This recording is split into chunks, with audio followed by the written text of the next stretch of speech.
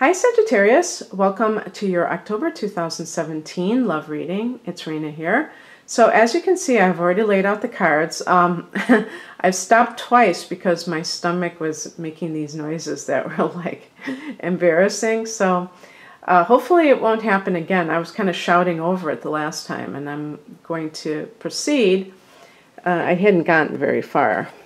The central theme of October for you is a beautiful card, the Star card, which connects to the sign of Aquarius. And you can see like the water bearer type of thing going on here. Somebody said something about what it meant, and I can't remember what they said. But in any case, I think it had something to do with nourishing the earth or something. But this can indicate that you've come out of some kind of period. Well, you know, hey, let me go to the past position. Come out of a period that was very trying, and now you're healing from that. So the Eight of Swords is a card of feeling trapped in some situation. Maybe it was an unhappy marriage or relationship. Maybe you were in a job that sucked your soul, and that affected your relationship. I don't know.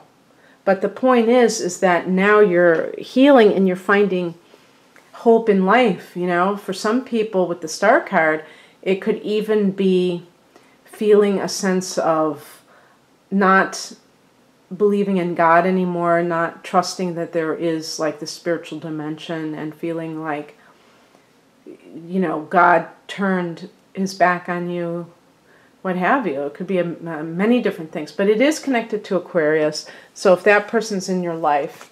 And then we have another card. It's funny, 3 references to some kind of air sign. The swords connect to air signs. So I don't know if the past person was somebody who was an air sign. The other air signs are Libra and Gemini. But this is a card of seeing things as they really are and moving ahead with confidence. So, for instance, okay, this would be a good scenario in a love relationship. The Eight of Swords could be you're in a marriage with somebody and your gut tells you that they're cheating on you, but they keep lying and saying that they're not, and they make you feel like you're crazy. You know, that could be what the Eight of Swords is. Now, in the Eight of Swords, the person has a blindfold. So sometimes the person is lying to themselves. And it's actually the case with the Eight of Swords that these can be self-imposed limitations. That you feel like you have to have somebody, that you really don't. And something comes into your life, whether it's a person, a situation, maybe you have moved location and you are away from the problem, and that gives you hope because you have like geographic distance and you can like experience new sights. You don't have to run into that person. Or it's just something new in your life that has given you a sense of purpose, like a new job, or as I said, it could be a new relationship, but it could be something just that you have a passion for. And sure enough, at the higher purpose here, or message, is the Eight of Cups, which is a card of seeking something, going, you know, leaving a situation that doesn't serve you. But it can be like a spiritual quest even. And for Sagittarius, that is always going to be on the table because we are a sign that rules the 9th house, and one of the parts of that is philosophy, and by extension that includes religion. So being able to make sense of your life and putting it in a greater context and something bigger than the petty little situations that we find ourselves in can be very helpful. But you may have had a period where you turned your back on all of that because you were feeling so negative. So you're getting to the place where you can heal and really kind of deprogram yourself and unshackle unchain yourself from your imprisonment. What crosses you is the Knight of Wands. And this can be a person, I'm going to have to put it like this just because of the nature of mostly women watching this. This could be a womanizer, because this could be a male. And this is actually associated with Sagittarius, so there you go. I always associate it with Aries, though, another fire sign. Or it could be a Leo, I guess. But it's a person who is maybe afraid of commitment. I would say this may be, oh no, I was going to say something that's really bad. I don't like to swear in these readings, because I do want to keep a little, kind of a more spiritual vibe to it. But just somebody who isn't really interested in a relationship. They're more interested in a fling. This could definitely be the person that was creating that sense of bondage within you. And maybe this person will try to come back, or you will still feel this pull to that person. And it might be that you had a wonderful physical chemistry with them, and you just are like having a hard time letting it go. If you are thinking of moving on, then of course the physical distance will keep you from that temptation.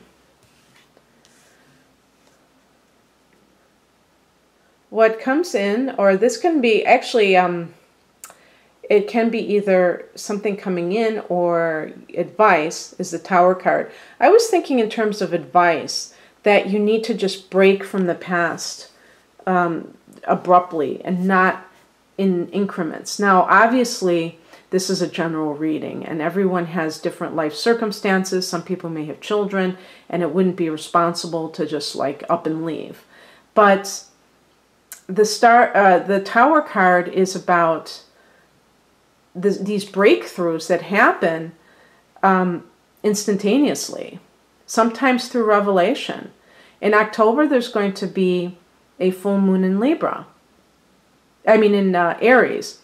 And for Sagittarius, Aries is the 5th house of romance, right? So because of this, and this is happening on October 5th. I don't know if I said the exact date. Because of this, Sagittarians who have been dating somebody, maybe like this kind of a person, may find out who these people really are. Maybe they were like totally misrepresenting themselves. And that is what the Tower card represents, because secrets can come out and you're like, oh, wow. He said he was single and he didn't have any kids, and he's married and he has 3 kids. And you're like taken aback because you didn't know. Well, now you know, and it allows you to move on. So these things, people think, oh my God, the Tower. But the Tower is a catalyst for change. Sometimes people are not willing to change. As I'm recording this, we're awaiting Hurricane Irma in Florida. I'm not in Florida, but the United States is. And we've already had an earthquake in Mexico. We had another hurricane in Texas, and there's a couple of hurricanes behind this one, Irma. And so in terms of like, weather events, people sometimes have these catastrophic situations happen, but it can be extremely life-changing for them in a positive way. And I know people are going to just be appalled by that. I'm not saying that every case is just like peachy keen, but sometimes it can shake people out of their safe little lives, and it can get it drummed into their heads that this life is temporary. So if you are in this position where you find yourself a prisoner of your life, the first thing you have to ask is, what are my thoughts about my life? Do I believe that I have any freedom? Or do I think I'm a victim of fate? Do I think I'm a victim of, or I'm somebody else's property, or somebody else can control me? Am I going to blame my circumstances on my past? Because you can do that. There's no law that you can't feel like a victim and blame other people, but it doesn't get you where you want to go. It just keeps you more imprisoned. And so the Tower is about, it doesn't have to be a catastrophic outer event. It could be internal, where you finally realize what your pattern is. And you, just by realizing it, you can break it. You don't have to, necessarily do anything else, but realize it. And in the future, you won't be, it's like that Who song, you won't be fooled again. The outcome is the Seven of Pentacles. It's about patience, waiting to see what develops, and tangibility. That's why what Pentacles connect to. So if you have met somebody recently, and that is the reason that you have hope now, it probably is, if you've been in another relationship, it probably would be very wise to take it very slowly, not to just jump into something, and just to get to know the person fully before you give your heart away. This is also a card of seeing things from a not material, but tangible. If somebody talks a good game, do you see it reflected in their life? Sometimes people can come on really like they are the end-all be-all, but it's all talk.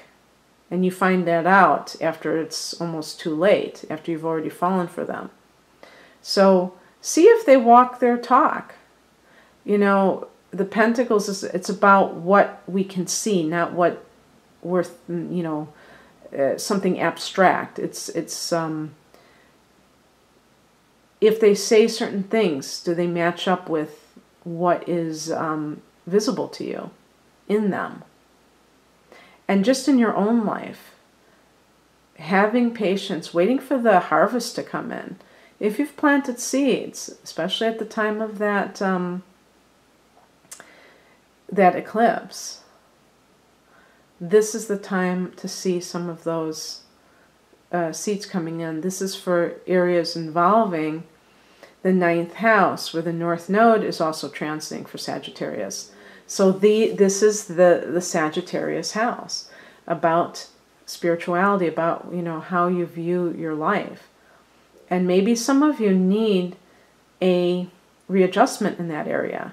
Maybe some of you have bought into limitations, and you need to feed your mind and soul with positive food.